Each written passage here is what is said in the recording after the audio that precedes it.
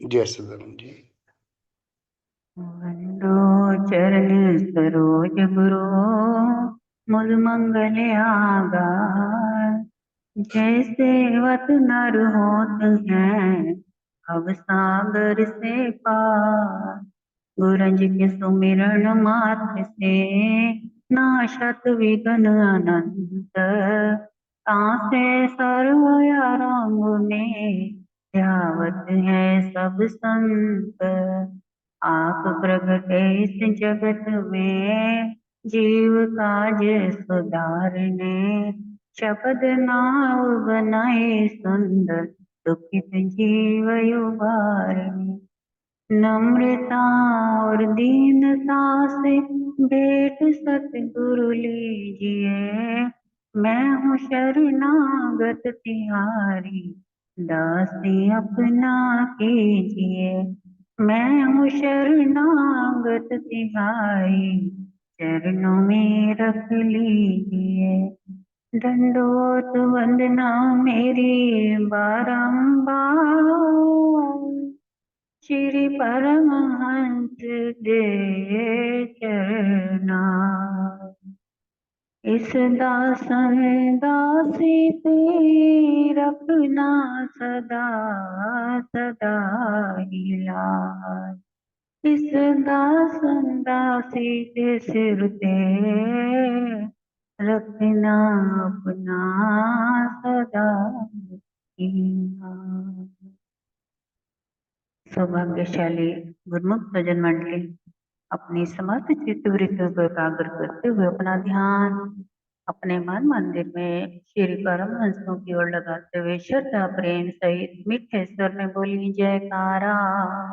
बोल मेरे श्री गुरु महाराज की जय। हाथ पांव से काज कर पल पल प्रभु का ध्यान। हाथ पांव से काज कर चित निरंजन राख। पल पल प्रभु का भजन कर मुक्ति हो जाए आप। पल पल प्रभु का भजन कर मुक्ति हो जाए नाप। गुरुमुखो,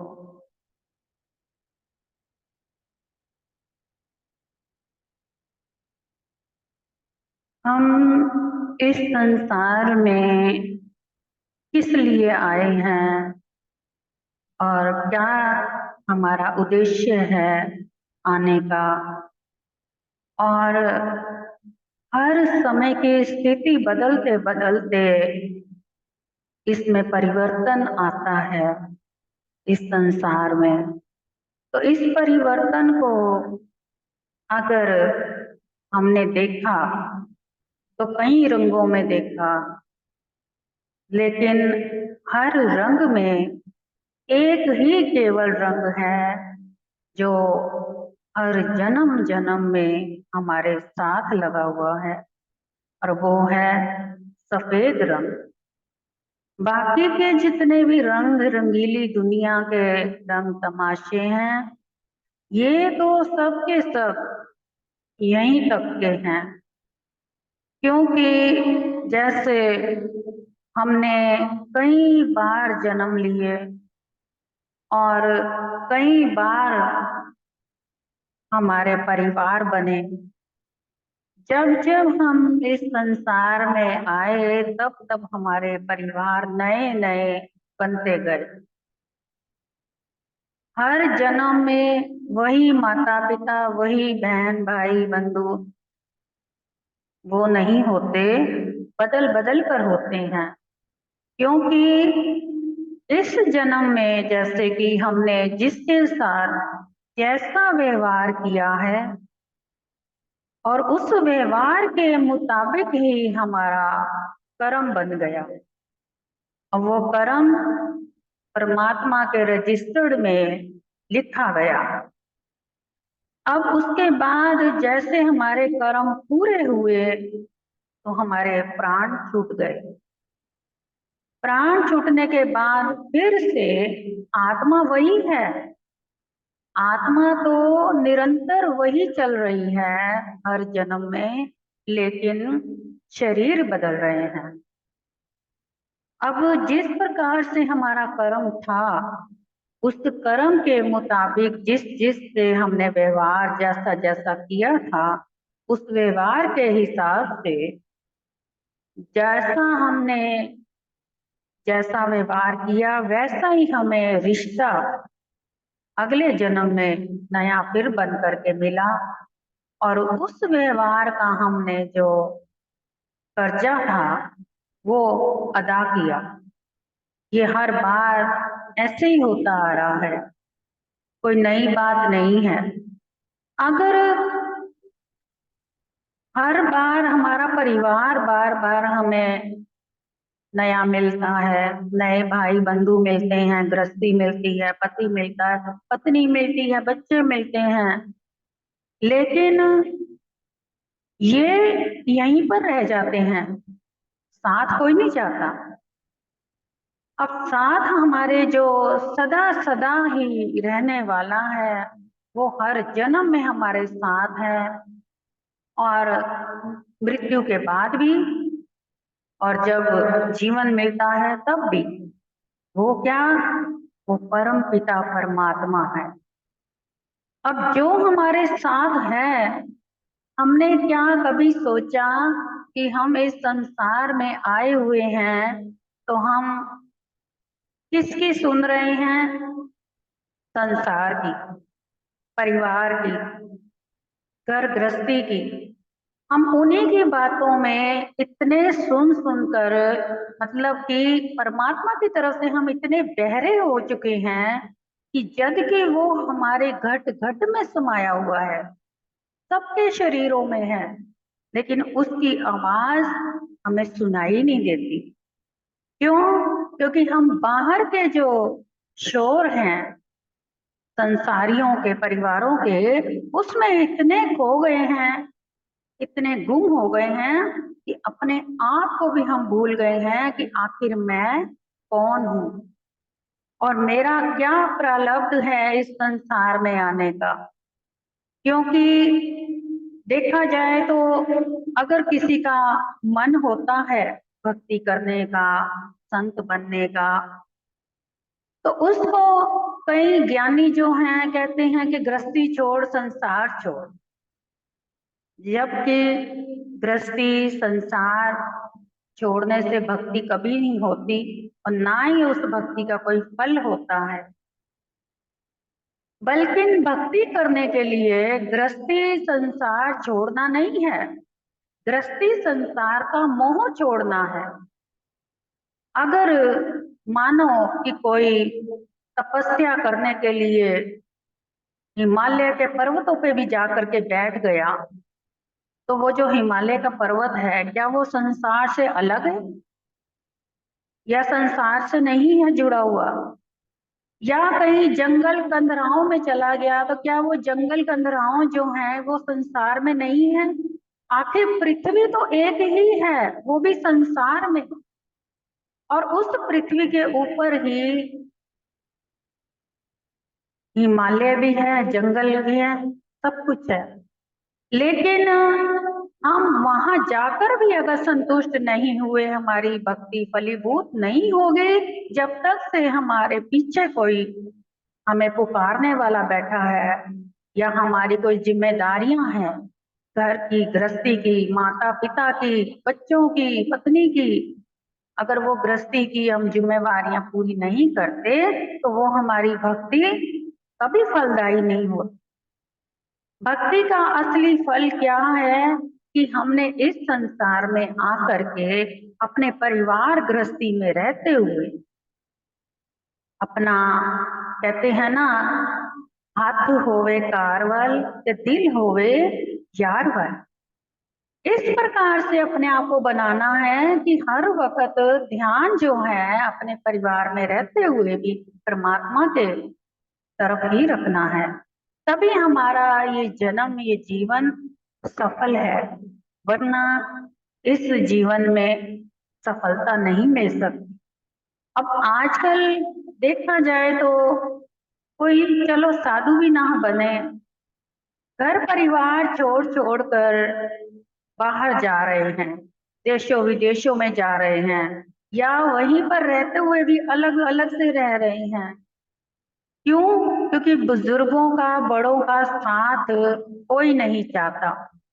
जबकि बुजुर्ग साथ में जिसके साथ रहते हैं, ना जाने कौन से उनकी आत्मिक शक्ति का आशीर्वाद कब फलदायी हमें लग जाए, इस चीज का कुछ अंदाजा नहीं।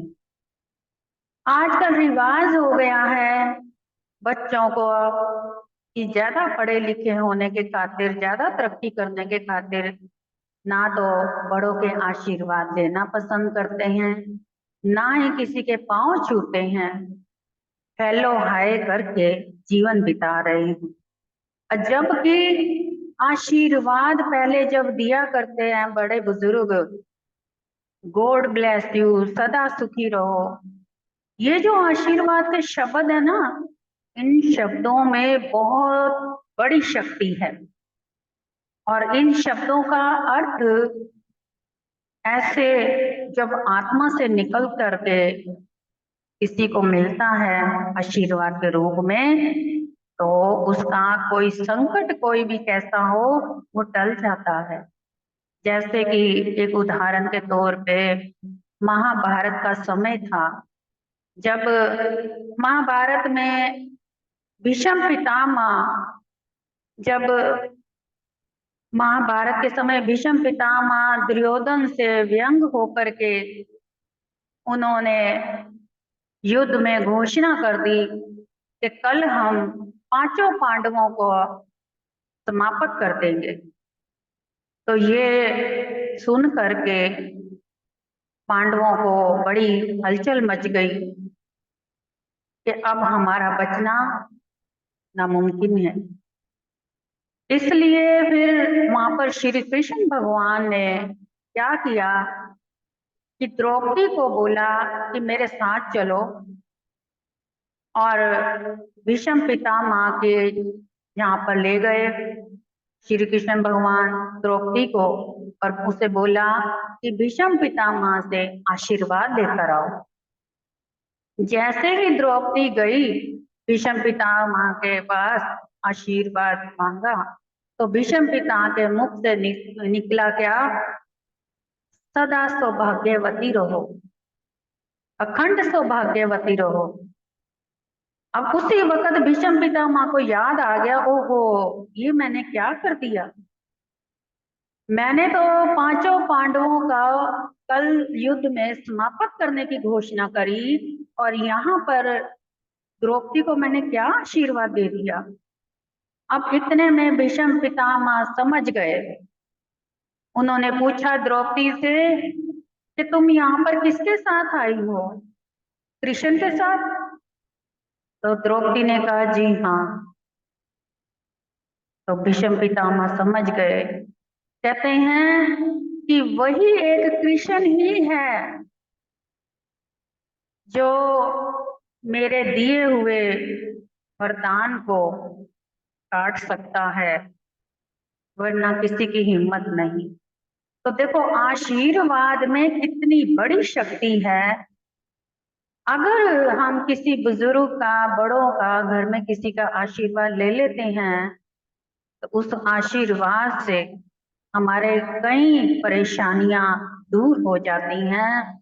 जैसे एक बार की बात है कि घर में एक बेटा जो बहुत ही नास्तिक था, कभी भी घर में कहीं भी माथा नहीं टेकता था मंदिरों में। तो उसकी माँ ने कहा बेटा आज तेरी नौकरी लगी है, आज तेरा पहला दिन है, कम से कम आज के दिन घर के मंदिर में माथा तो टेक जा। कहने लगा, माँ मेरे पास टाइम नहीं है इतना बेकार की बातों में, देखी जाएगी, मेरे को देर हो रही है, मुझे जाने दो, जल्दी है। लेकिन माँ ने जैसे कैसे बेटे को खींचा, उसकी बाजू पकड़ के उसको जबरदस्ती घसीटती हुई मंदिर में ले गई। कहता मुझे देर हो रही है, मेरी वहां पर अटेंडेंस लगनी है, अगर अटेंडेंस ना लगी वहां पे मेरी गाड़ी जो आई है वो गाड़ी छूट जाएगी, तो मेरा नुकसान हो जाएगा, बड़ी मुश्किल से नौकरी लगी है। माँ ने कहा, बेटा चाहे जितनी मर्जी मुश्किल आई हो, लेकिन जब प्रभु का आशीर्वाद तेरे साथ जाएगा ना, तेरी सारी मुश्किलें अपने आप हल हो जाएंगी। माँ ने जबरदस्ती अपने बच्चे को मंदिर में माथा टिकवाया और फिर अपने खुद से भी आशीष दी कि बेटा सदा सुखी रहे और जहां भी तू जाए तेरा मान सम्मान बने और इज्जत मान शोहरत सब तेरे कदम चूमे। माँ के दिल से ये दुआ निकली और जैसे ही वो बेटा गया तो उसकी वो गाड़ी छूट चुकी थी। अब वही गाड़ी जब छूटी उसकी, वही गाड़ी आगे जाके क्या हुआ, उस गाड़ी का बहुत ही भयंकर एक्सीडेंट हुआ, जिसमें कि अगर वो उसका बेटा बैठा हुआ होता वो लड़का, तो उसकी अवश्य ही मौत निश्चित थी। लेकिन किसने बचाया? माँ के आशीर्वाद ने। इसीलिए कहा जाता है कि आज के युग में जो कल युग चल रहा है, इस युग में पल पल क्षण क्षण एक तो परम पिता परमात्मा का आशीर्वाद, अपने अंदर ध्यान और एक बड़े बुजुर्गों का आशीर्वाद, ये दो सुरक्षा कवच अपने साथ लेकर के जो जीव घर से निकलते हैं, उनका कोई बाल भी बांका नहीं कर सकता।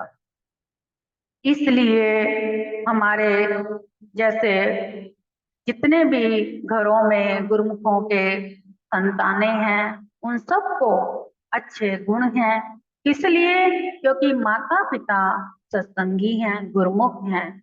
लेकिन कई घरों में ऐसे भी हैं जो माता पिता को सत्संग में देखते हैं लेकिन खुद पर असर बिल्कुल नहीं होने देते।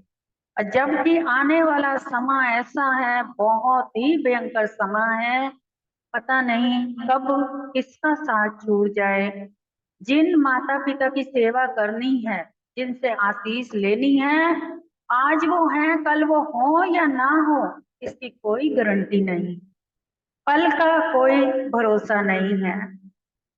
ऐसे ही हमारे संत महापुरुष हमारे कर्म भी कटवाते हैं और हमें अच्छे से अच्छे घरों में जन्म देते हैं बार बार, इसलिए कि माता पिता के साथ रहते हुए तुम प्रभु की बंदगी करो और इस जीवन से मुक्त हो जाओ। अगर ये जीवन मिला है तो मुक्ति के लिए मिला है, ना कि इस संसार के धंधों में अपने जीवन को व्यर्थ गंवाना। जीव समझता है कि मैं संसार में आया हूँ केवल नौकरी करनी है, पैसा कमाना है, बच्चे पैदा करने हैं, गृहस्थी बनानी है, ऐशो आराम की जिंदगी जीनी है। जबकि ये सारा खेल तमाशा है, ये माया है, ये खेल तमाशा है, ये प्रभु ने रचाया है। प्रभु फरमाते हैं कि बंदे कर बंदगी जो तू मुझे चाहता है, और अगर तेरे को दो चीजें मैं देता हूं, दोनों में से बता तू क्या मांगता है, भक्ति या फिर माया। तो बंदा कहता है कि मुझे दोनों में फर्क चाहिए, फर्क बताइए क्या है। प्रभु फरमाते हैं भक्ति जो है, माया जो है, वो दुनिया को नचाएगी और भक्ति जो है वो मेरे को नचाएगी। अब बता तेरे को क्या चाहिए। तो अगर तू भक्ति करता है तो मैं तेरे इशारों पे नाचूंगा, अगर तू माया चाहता है तो तू फिर माया के इशारे पे नाचता हुआ ये जीवन व्यर्थ गवाएगा। तो इंसान समझदार जो होते हैं ना जीव, वो भक्ति मांगते हैं। भक्ति में ही सब सुखों की खान छुपी हुई है। भक्ति में ही सब कुछ मिल जाता है। क्योंकि प्रभु से एक चीज मांगो और उसी में अनेकों हैं, बाकी सब व्यर्थ हैं और उसमें कुछ प्राप्त नहीं होने वाला। तो महापुरुषों के वचन है। समय बहुत जल्दी बीत गया है। बाकी अगला सत्संग फिर अगली बार होगा। बोलो जयकारा बोल मेरे श्री गुरु महाराज की जय।